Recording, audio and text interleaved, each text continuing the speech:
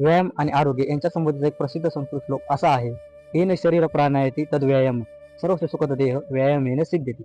या श्लोकाचा अर्थ असा आहे की व्यायामामुळे शरीराला प्राण मिळतो आणि त्यामुळे सर्वांना सुखदायक आरोग्य प्राप्त होते. जसे या श्लोकामध्ये व्यायामाचे महत्त्व इथे स्पष्ट केले आहे, तसे आपण रोज व्यायाम केला पाहिजे.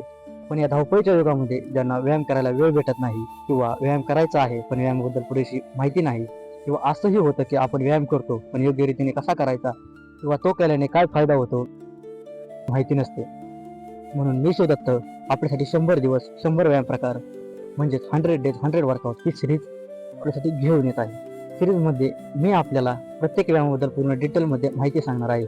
पूर्ण बेसिक पासून कसं करायचं आहे आणि त्याचा काय फायदा होणार आहे, ज्याने कोणतीही इंजुरी आपल्याला होणार नाही. हे व्यायाम आपण धावपळीच्या युगामध्ये 5 मिनिटांसाठी जरी केले तरी त्यातून आपल्याला खूप फायदा होईल.